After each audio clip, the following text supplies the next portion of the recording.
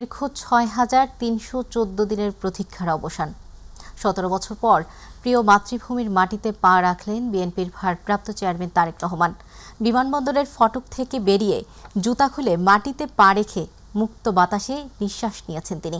বেলা ১১টা ৪০ দিকে তাদের বহনকারী বাংলাদেশ বিমান এয়ারলাইন্সের ফ্লাইট ঢাকার হজরত আন্তর্জাতিক শাহজালাল বিমানবন্দরে অবতরণ করে। সেখানে বিএনপির মহাসচিব মির্জা ফখরুল ইসলাম আলমগীরের নেতৃত্বে দলের স্থায়ী কমিটির সদস্যরা তাকে স্বাগত জানান। আতিকুর রহমান তিতাসের রিপোর্টে বিস্তারিত। দীর্ঘ প্রায় ২ দশকের প্রবাস জীবন শেষে বিএনপির ভারপ্রাপ্ত চেয়ারম্যান তারেক রহমান যেন নতুন এক রাজনৈতিক প্রেক্ষাপটে আত্মপ্রকাশ করলেন। রবীন্দ্রনাথ ঠাকুর বলেছিলেন, যে দেশের মানুষ নিজের শক্তিতে জাগে সেই দেশকে কেউ আর দমিয়ে রাখতে পারে না। তারেক রহমানের এই প্রত্যাবর্তন একটি আত্মবিশ্বাসী ও গণতান্ত্রিক বাংলাদেশের প্রত্যয়। দীর্ঘ প্রতীক্ষার পর অবশেষে সকাল ১০টার দিকে সিলেট ওসমানী আন্তর্জাতিক বিমানবন্দরে অবতরণ করে বিমান বাংলাদেশ এয়ারলাইন্সের নিয়মিত বাণিজ্যিক ফ্লাইট BJ202 বিমানটি। দেশের আকাশে ঢোকার পর তারেক রহমান একটি ফেসবুক পোস্ট করেন। সেখানে তিনি লেখেন, দীর্ঘ ৬,৩১৪ দিন পর বাংলাদেশের আকাশে ১ ঘণ্টার যাত্রাবিরতি শেষে বিমানটি ঢাকার উদ্দেশ্যে উড্ডয়ন করে। ঢাকার হজরত শাহজালাল আন্তর্জাতিক বিমানবন্দরে বিএনপির ভারপ্রাপ্ত চেয়ারম্যান তারেক রহমানকে বহনকারী বিমানটি বেলা ১১টা ৪০ অবতরণ করে। তার সঙ্গে দেশে ফিরেছেন স্ত্রী ডক্টর জোবায়দা রহমান ও কন্যা ব্যারিস্টার জাইমা রহমান। বিমান থেকে নেমে শত সহস্র নেতাকর্মীদের উদ্দেশ্যে হাত নেড়ে অভিবাদন জানান তিনি। এরপর অপেক্ষারত বিএনপির শীর্ষ নেতৃবৃন্দের সঙ্গে কুশল বিনিময় করেন তারেক রহমান। প্রিয় নেতাকে কাছে পেয়ে আবেগাপ্লুত হয়ে পড়েন সবাই। পরে পরিবারের সদস্যরা সাক্ষাৎ করেন তারেক রহমানের সঙ্গে। মেয়ে জাইমা রহমান ও স্ত্রী জুবাইদা রহমান আপনজনদের সঙ্গে শুভেচ্ছা বিনিময় করেন। এ সময় এক আনন্দঘন পরিবেশ তৈরি হয়।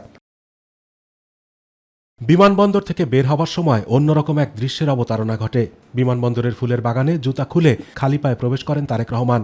নিজ মাতৃভূমির মাটি হাতে নিয়ে তা পরম মমতায় নাড়াচাড়াও করেন। নির্যাতনের আঘাত আর মিথ্যা মামলা নিয়ে প্রায় ১৮ বছর আগে দেশ ছেড়েছিলেন যিনি, তিনি এখন বাংলাদেশের রাজনীতিতে বহুল আকাঙ্ক্ষিত ব্যক্তিত্ব। নতুন প্রজন্মের রাজনীতি, জবাবদিহি ও গণতন্ত্র পুনরুদ্ধারের আকাঙ্ক্ষার পূর্ণ বাস্তবায়ন ঘটবে তারেক রহমানের হাত ধরেই, এমন প্রত্যাশা বিএনপির অগণিত নেতাকর্মীদের। আতিকুর রহমান তিতাস, মাই টিভি। দেশে ফিরে প্রধান উপদেষ্টা ডক্টর মোহাম্মদ ইউনূসের সঙ্গে ফোনে কথা বলেছেন বিএনপির ভারপ্রাপ্ত চেয়ারম্যান তারেক রহমান। বিমানবন্দরের লবিতে প্রধান উপদেষ্টার সঙ্গে কথা বলেন তিনি। আলাপকালে প্রধান উপদেষ্টার স্বাস্থ্যের খোঁজ খবর নেন তারেক রহমান। এছাড়া প্রধান উপদেষ্টাকে ধন্যবাদও জানান তিনি। আমি আমার পক্ষ থেকে এবং আমার পরিবারের পক্ষ থেকে ধন্যবাদ জানাচ্ছি। আপনি আপনার পক্ষ থেকে বিভিন্ন রকম আয়োজন করেছেন, বিশেষ করে আমার নিরাপত্তার জন্য। Thank you so much. Thank you so much.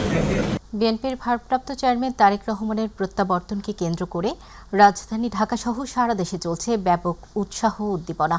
বিমানবন্দর থেকে কঠোর নিরাপত্তা বেষ্টনীর মধ্য দিয়ে বাসে চড়ে তিনি যান সংবর্ধনা প্রদানের জন্য সমাবেশস্থল ৩০০ ফিট। পুরো রাস্তা নেতাকর্মীদের উদ্দেশ্যে হাত নেড়ে অভিবাদন জানান তিনি। তারেক রহমানের আগমন উপলক্ষে বুধবার থেকে রাজধানীর কুড়িল পূর্বাচল ৩০০ ফিট এলাকায় নির্মিত সংবর্ধনা মঞ্চের সামনে অবস্থান নিয়ে শুরু করেন নেতাকর্মীরা। জাতীয় ও দলীয় পতাকা, স্লোগান ও প্ল্যাকার্ডে পুরো এলাকা উৎসবমুখর হয়ে উঠেছে চারপাশের পরিবেশ। বছরের অপেক্ষা, সে অপেক্ষার অবসান ঘটবে আর কিছুক্ষণ পর, অর্থাৎ 12টার কাছাকাছি ঢাকায় যাচ্ছি এবং আজকে আমাদের অত্যন্ত আনন্দিত যে আমাদের নেতা প্রত্যাবর্তনের মধ্য দিয়ে এবং আগামী জাতীয় নির্বাচনের মধ্য দিয়ে নতুন চিকিৎসা নিচ্ছেন। এখানেই কিন্তু তিনি বেগম খালেদা। দর্শক, এই মুহূর্তে ৩০০ ফিটের সংবর্ধনা স্থলে আছেন সহকর্মী মাহবুব সৈকত। আমরা যুক্ত হচ্ছি তার সাথে।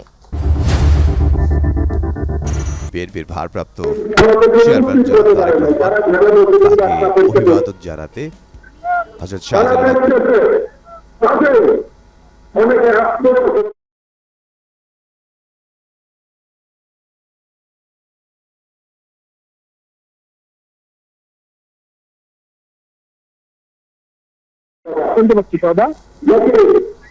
মাহবুব, ৩০০ ফিটে তারেক রহমানকে সংবর্ধনা প্রদানের সার্বিক পরিস্থিতি এখন কেমন দেখছেন, বিস্তারিত জানাবেন। সদা আমাদের দর্শকরা কিন্তু দেখেছে যে খানিকটা আগে বলা যায় যে প্রায় নিষেধ করা হয় 12:30 হয়ে গেল। আরো একটু হয়ে গেল যে তারেক রহমান শাহজালাল আন্তর্জাতিক বিমানবন্দরে অবতরণ করেছেন এবং তারপরে উনি এখন থেকে হয়তো ঘন্টা দেড়েক আগে তিনি বিমানবন্দর থেকে রওনা করেছেন। কিন্তু নেতা কর্মীদের এবং জনতার এতটা উপস্থিতি যে যে একদম বিমানবন্দর এলাকা রয়েছে, বিমানবন্দরের যে সড়ক রয়েছে সেই সড়কটি দিয়ে তারেক রহমানকে বহন করা যে গাড়ির বহর, সেই বহর কিন্তু একদম স্বাভাবিকভাবে আগাতে পারছে না। আইন শৃঙ্খলা বাহিনী, নিরাপত্তা নিয়োজিত বিএনপি স্বেচ্ছাসেবক সবাই মিলে কিন্তু চেষ্টা করছে যে কতটা তাড়াতাড়ি গাড়ি বহরকে নিয়ে যাওয়া যায়। দর্শক, আপনারা জানেন যে তারেক রহমান কিন্তু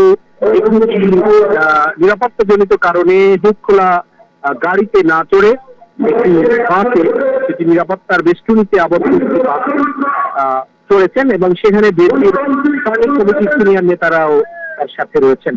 তিনি আস্তে আস্তে এগিয়ে চলছেন এবং আপামর যে নেতাকর্মী রয়েছে তাদের নেতাকে দেখতে এসেছেন সরাসরি দেখার জন্য। তাই দেশ যুগের প্রতীক্ষার অবসান হওয়া সেই নেতাকর্মীরা অভিবাদন জানাতে এসেছেন, তাকে বরণ করতে এসেছেন এবং বরণের জবাবে তারেক রহমান বাসের সামনে দাঁড়িয়ে দুহাত মেরে নেতাকর্মীদের অভিবাদন জানাচ্ছে। এই যে এতটা সময়, সেই সময় কিন্তু সময় যতটা গড়িয়ে যাচ্ছে, অন্যদিকে 300 ফিটে যেখানে একসময় সংবর্ধনার কথা বলা হলেও বরণ করার জন্য কিংবা সমাবেশের যে আয়োজন করা হয়েছে তারেক রহমানকে বরণের জন্য, যেটিকে সুক্রিয়া সমাবেশ বলছে বিএনপি, সেই সুক্রিয়া সমাবেশের ফলেও কিন্তু লোকারণ্য। গোটা বিশ্ব রোড থেকে শুরু করে একদম কাঞ্চন ব্রিজ পর্যন্ত বলা যায় যে 3 ধরনের কিছু স্থায়ী নেই। নেতা কর্মীরা দাঁড়িয়ে রয়েছেন।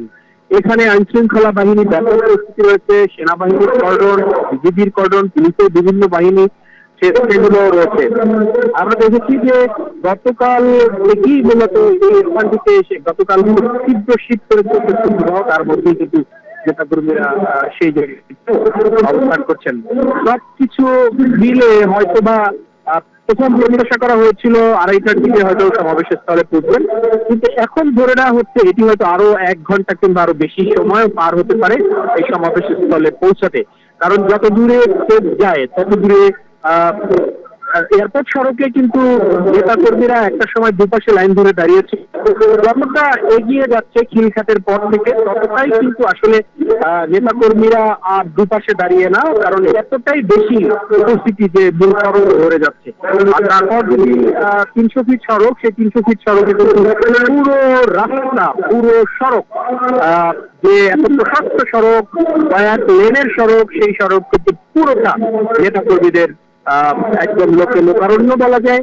সুতরাং সেখান থেকে কিন্তু এখনকার চেয়েও আরো সম্মুখ গতিতে আগাবে এই তারেক রহমানের বহরে কিন্তু বলাই যায়। তার সাথে তার সহধর্মী জুবাইদা রহমান, কন্যা জাইমা রহমান, তিনিও কিন্তু তাদের সাথে রয়েছেন এবং এখানে সমাবেশ তারেক রহমান একটা কথা বলার কথা নেতা কর্মীর উদ্দেশ্যে। তারপরে কিন্তু তিনি তার মায়ের কাছে, আবেগের জায়গা এভার কেয়ার হসপিটালে মায়ের কাছে যাবেন এবং সেখান থেকে তিনি বাসায় ফিরে যাবেন।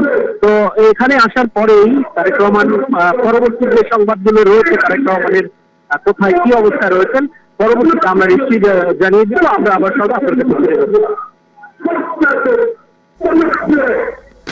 মাহবুব, আপনাকে ধন্যবাদ। দর্শক, 300 ফিট থেকে তারেক রহমানের সংবর্ধনা প্রদানের সর্বশেষ সার্বিক পরিস্থিতি জানাচ্ছিলেন আমাদের সহকর্মী মাহবুব সৈকত। তারেক রহমানের প্রত্যাবর্তনের মধ্য দিয়ে দেশে আগামী দিনের গণতান্ত্রিক যাত্রা সুগম হবে বলে মন্তব্য করেছেন বিএনপির স্থায়ী কমিটির সদস্য সালাউদ্দিন আহমেদ।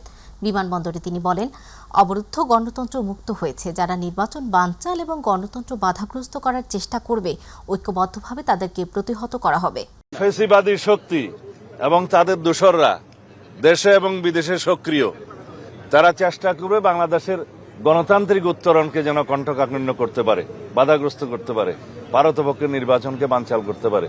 অবশ্যই সেটা দুঃস্বপ্ন, আপনারা সেটা সামনে দেখতে পাবেন। যারা এই সমস্ত অগণতান্ত্রিক প্রক্রিয়ায়, সন্ত্রাসী কায়দায় বাংলাদেশের গণতান্ত্রিক অগ্রযাত্রাকে বাধাগ্রস্ত করতে চাইবে, তাদেরকে আমরা সম্মিলিতভাবে সকলকে নিয়ে প্রতিহত করব ইনশাআল্লাহ।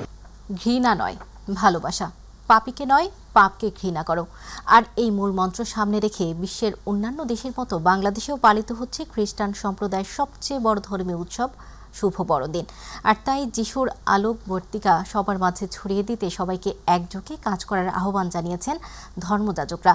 বলেন, একটি মানবিক সমাজ প্রতিষ্ঠার মাধ্যমে দেশ থেকে সকল প্রকার হানাহানি দূর করতে সবাইকে সামনের দিকে এগিয়ে যেতে হবে। আরও জানাচ্ছেন জাহিদ আহমেদ বাবু। খ্রিস্ট অবলম্বীদের বিশ্বাস অনুযায়ী মানবজাতির মুক্তির বার্তা নিয়ে পৃথিবীতে যীশু খ্রিস্টের আগমন 25 ডিসেম্বরের এই দিনে।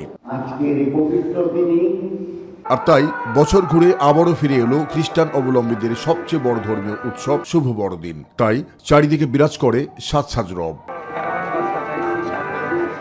আনন্দ, হাসি আর কীর্তন গানে এ যেন প্রাণ মিলেছে প্রাণে। তাই মানবতার কল্যাণে যীশু খ্রিস্টের শান্তির বাণী মানুষে ছড়িয়ে দেওয়ার আহ্বান হলি রোজারি চার্চের পুরোহিত জয়ন্ত রোজারিওর। আমরা অসত্য, অন্যায়, মন্দতা পরিত্যাগ করে সত্য, ভালো, যা কল্যাণকর আমরা তাই করি। দিনের শুরুতে বিশেষ প্রার্থনা ও কীর্তন গান দিয়ে বড়দিন বরণ করতে আসা খ্রিস্ট সম্প্রদায়ের মানুষরা বললেন, এর মাধ্যমে দেশ থেকে দূর হোক সকল হানাহানি, হিংসা, বিদ্বেষ। সকালবেলা একটা প্রার্থনার মধ্য দিয়ে শুরু হয়েছে। সকলের আন্তরিক প্রচেষ্টা ছিল এই দিনটাকে সুন্দর করার। ঈশ্বরের কাছে একটাই প্রার্থনা, আমাদের পৃথিবীতে যেন শান্তি বর্ষিত হয়। বিশ্বের সব মানুষ একত্রে সুখে শান্তিতে, হিংসা নয়, বিদ্বেষ নয়, সবার ধর্মই ভালো। আজকে আমাদের এখানে যে নিরাপত্তাটা দেওয়া হলো তার জন্য আমরা ভালো করেই উদযাপনটা করতে পারলাম। বাংলাদেশে যেন সবসময় শান্তি প্রতিষ্ঠিত হয়, সেই জন্য আজকে আমরা প্রভু যীশু খ্রিস্টের কাছে বিশেষভাবে প্রার্থনা করি। মানবতার এই মহা উৎসবে এসে অসাম্প্রদায়িক বাংলাদেশের ভালোবাসা, মানবতা ও মুক্তির কথা শোনালেন প্রধান উপদেষ্টার প্রেস সচিব শফিকুল আলম। বাংলাদেশের একটা সাম্প্রদায়িক সম্প্রীতির দেশ।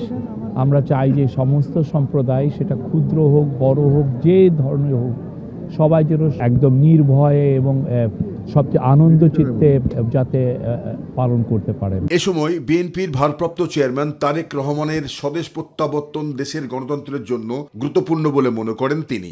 উনি বাংলাদেশের সবচেয়ে বড় পার্টির লিডার এবং তার বাংলাদেশে আসা খুবই একটা, আমি বলবো যে একটা পজিটিভ ইম্প্যাক্ট করবে। জাহিদ আহমেদ বাবু, মাই টিভি, ঢাকা। অন্তর্বর্তীকালীন সরকারের প্রধান উপদেষ্টার বিশেষ সহকারী খোদা বক্স চৌধুরী পদত্যাগ করেছেন। বুধবার মন্ত্রিপরিষদ বিভাগ থেকে জারি করা এক প্রজ্ঞাপনে এ তথ্য জানানো হয়। প্রজ্ঞাপনে উল্লেখ করা হয়, গণপ্রজাতন্ত্রী বাংলাদেশের অন্তর্বর্তীকালীন সরকারের স্বরাষ্ট্র মন্ত্রণালয়ের প্রতিমন্ত্রী পদমর্যাদায় নির্বাহী ক্ষমতা অনুশীলনের দায়িত্বপ্রাপ্ত বিশেষ সহকারী খোদা বক্স চৌধুরীর পদত্যাগপত্র রাষ্ট্রপতি কর্তৃক গৃহীত হয়েছে। এ পদত্যাগ অবিলম্বে কার্যকর হবে। এর আগে গত বছরের 10 নভেম্বর 3 জনকে প্রতিমন্ত্রীর মর্যাদায় নিজের বিশেষ সহকারীর দায়িত্ব দেন ডক্টর মোহাম্মদ ইউনূস। তাদের মধ্যে খোদা বক্সকে দেয়া হয় স্বরাষ্ট্র মন্ত্রণালয়ের দায়িত্ব।